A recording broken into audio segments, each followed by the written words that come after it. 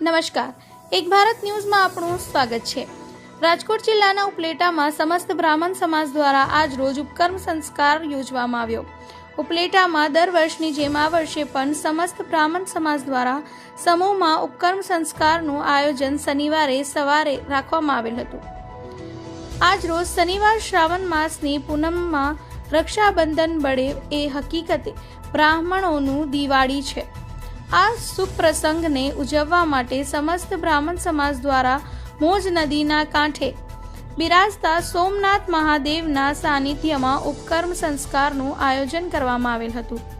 આ ઉપકર્મ સંસ્કાર વિધિ એટલે જનોઈ બદલવાનું વિદ્વાન બ્રાહ્મણો દ્વારા કરવામાં આવેલ તેવા તમામ બ્રાહ્મણ સમાજના ભાઈઓ યુવાનો આ પ્રસંગમાં જોડાયા અને ઉપકર્મ સંસ્કારો સફળ બન્યો હતો। રિપોર્ટર ભાવેશ ગોહિલ, ઉપલેટા।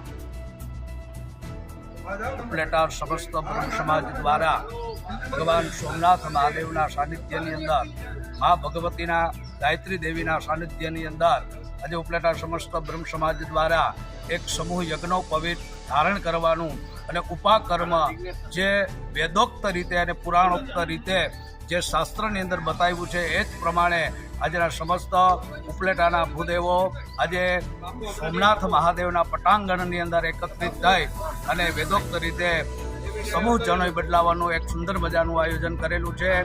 આ કાર્યક્રમની અંદર આપણે સોમનાથ મહાદેવના પૂજારી સહિત અન્ય ઘણા બધા લોકોનો બ્રહ્મ સમાજના પ્રમુખ સહિત સમસ્ત સમાજનો ખૂબ સાથ અને સહકાર અમને મળી રહ્યો છે અને અવનવો વેદ ઉત્સર્ગ અમે નિત્ય અમારા ઉપલેટાની અંદર એ દિન પ્રતિદિન અને દર વર્ષે અમે કરી એવી ભગવાન સોમનાથ મહાદેવના ચરણારવિંદની અંદર અમે પ્રાર્થના કરીએ।